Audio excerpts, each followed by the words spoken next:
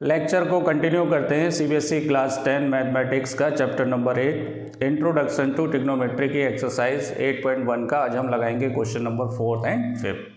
अगर आपको complete NCERT लगाना है या उसकी प्रैक्टिस करनी है तो चैनल के प्लेलिस्ट में जाएं, एनसीईआरटी का फोल्डर सर्च करें, वहां से आप प्रैक्टिस कर सकते हैं। अपार्ट फ्रॉम एनसीईआरटी आपको पी/क्यूज, एमसीक्यूज, एनसीईआरटी एग्जाम्पलर और केस स्टडीज़ लगाने हैं तो इंडिविजुअल चैप्टर के फोल्डर में जाएं, वहां से आप प्रैक्टिस कर सकते हैं। तो मैं हूँ आपका मैथ्स मेंटर इजहारुद्दीन।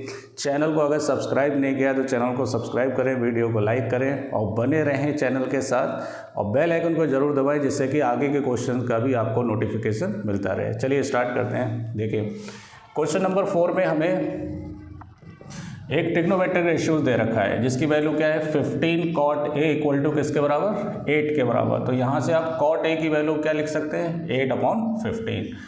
अब जिन बच्चों ने इसका इंट्रोडक्शन लेक्चर नहीं देखा है तो इसके एंड स्क्रीन में मैं लिंक शेयर करूँगा, वहाँ से आप डायरेक्ट देख सकते हैं।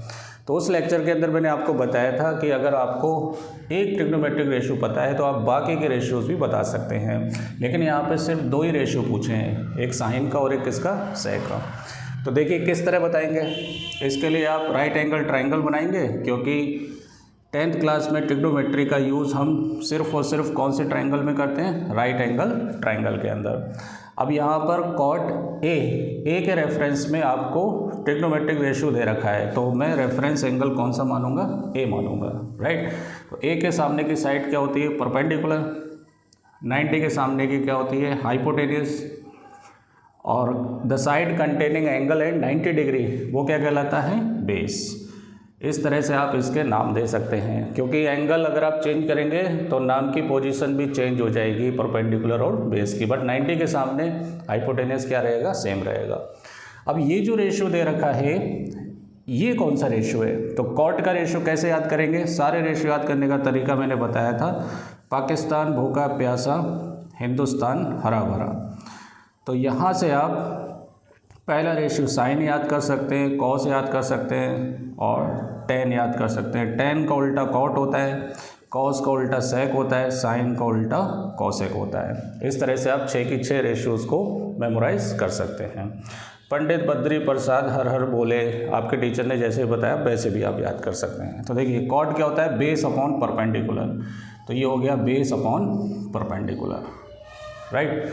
अब यहाँ से अगर आप देखेंगे बेस कितना है 8 और परपेंडिकुलर कितना है 15।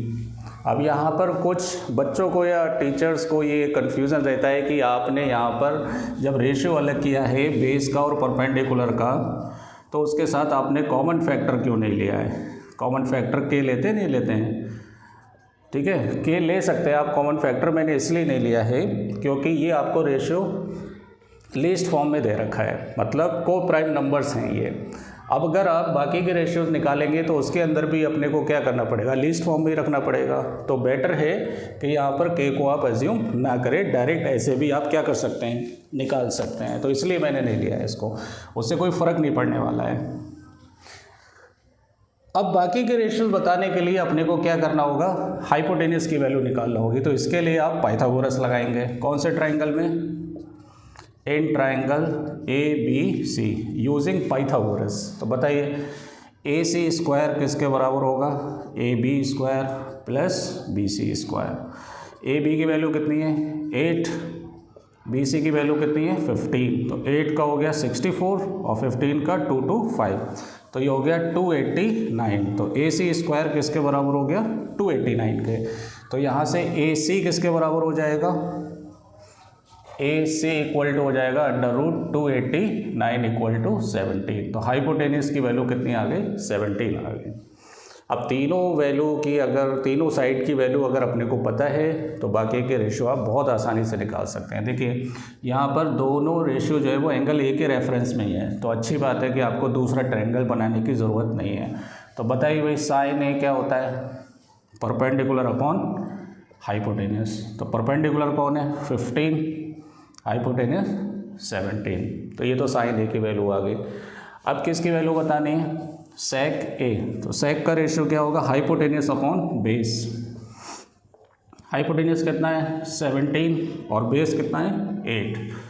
राइट। तो इस तरह से आप क्वेश्चन नंबर 4 को आसानी से सॉल्व कर सकते हैं। तो देखिए एग्जाम के अंदर एक क्वेश्चन जरूर आता है इस टाइप का कि आपको एक ट्रिग्नोमेट्रिक रेशियो दिया होगा, बाकी के रेशियोज में कुछ भी पूछ सकता है, 5 रेशियोज में सारे भी पूछ सकता है, 1 या 2 रेशियोज भी पूछ सकता है। तो इस तरह से आप इसको क्या कर सकते हैं, सॉल्व कर सकते हैं। चलिए, अगर ये सोल्यूशन पसंद आया हो तो वीडियो को लाइक ज़रूर करें और सब्सक्राइब करें। आगे चलते हैं, क्वेश्चन नंबर 5 लगाते हैं। देखिए क्या है क्वेश्चन नंबर 5। उसके अंदर भी देखो सेम कहानी है। अपने को एक रेशियो दे रखा है, कौन दे रखा है, सेक थीटा, किसके बराबर, 13/12। तो यहाँ से आप बाकी के ट्रिग्नोमेट्रिक रेशियोज की वैल्यू फाइंड कर सकते हैं। तो टोटल 6 होते हैं ट्रिग्नोमेट्रिक रेशियोज, तो 5 ट्रिग्नोमेट्रिक रेशियोज आप आसानी से निकाल सकते हैं। तो देखिए कैसे, इसे भी हटा देता हूँ मैं। आंसर देखिए 5th का, sec theta is equal to है 13/12 और सेक का रेशियो क्या होता है, हाइपोटेनियस अपॉन बेस। तो यहाँ से आप राइट एंगल ट्राइंगल बनाएंगे, इसको नाम आप कुछ भी दे सकते हैं, ABC, PQR कुछ भी दे सकते हैं। तो मैंने ABC नाम दे दिया है। अब यहाँ पे जो रेफरेंस एंगल है वो एक्यूट एंगल थीटा है। क्या है ये, क्या पढ़ा जाता है, थीटा, है ना। हिंदी में भी लिख देता हूँ जिससे आपको समझ में आए, थीटा पढ़ा जाता है। अब ये थीटा एंगल, एक्यूट एंगल ये भी हो सकता है, ये भी हो सकता है, आपकी चॉइस है। तो मैंने ये वाला एंगल ले लिया है थीटा, राइट। तो थीटा के सामने परपेंडिकुलर, 90 के सामने हाइपोटेनियस, और ये क्या हो गया आपका, बेस हो गया, राइट। अब यहाँ से हाइपोटेनियस कितना है, 13 और बेस कितना है, 12। तो यहाँ से आप पाइथागोरस लगाकर परपेंडिकुलर साइड क्या कर सकते हैं, फाइंड कर सकते हैं। तो कौन से ट्राइंगल में, इन ट्राइंगल ABC, पाइथागोरस लगाइए, AB² plus BC² equal to किसके बराबर, AC² के। जो भी साइड अपने को पूछता है ना, तो वो वाला सेगमेंट आप लेफ्ट साइड में रखा करें, इससे कैलकुलेशन थोड़ी इजी हो जाती है।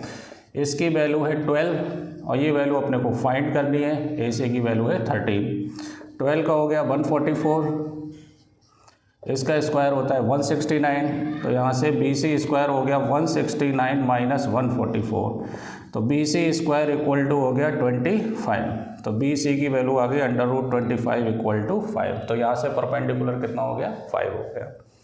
अब तीनों साइड आपको पता चल गई, तो आप जितने भी रेशियो चाहे आप बता सकते हैं। तो बाकी के 5 रेशियोज बताना है, एक साइन थीटा बताना है, एक कॉस थीटा बताना है, टेन थीटा बताना है, कॉट थीटा बताना है, सेक थीटा अपने को मालूम है दे रखा है, तो कॉसेक थीटा बताना है।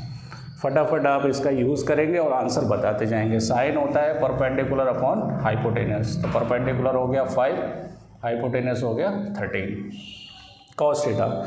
बेस हो गया आपका 12, बेस अपॉन हाइपोटेनस, बेस हो गया 12 और हाइपोटेनस हो गया 13, ये है ना। और tan theta perpendicular upon base, तो परपेंडिकुलर है आपका 5 और बेस कितना है 12। और कॉट थीटा उल्टा होता है इसका, तो आप डायरेक्ट यहाँ से भी लिख सकते हैं 12/5। कॉसेक थीटा साइन का उल्टा होता है, तो 13/5 ये लिख सकते हैं। तो इस तरह से आप ट्रिग्नोमेट्रिक रेशियोज फाइंड कर सकते हैं अगर आपको एक ट्रिग्नोमेट्रिक रेशियो मालूम है। तो वीडियो पसंद आया हो तो चैनल को सब्सक्राइब करें, वीडियो को लाइक करें। मिलते हैं नेक्स्ट वीडियो में।